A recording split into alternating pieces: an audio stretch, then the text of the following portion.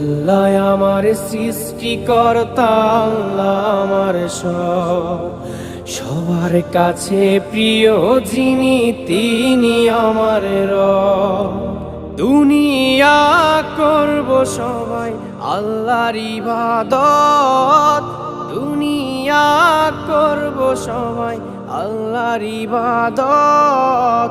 সব কিছুতে দিবেন তিনি তারি রহমত, সব কিছুতে দিবেন তিনি তারি রহমত।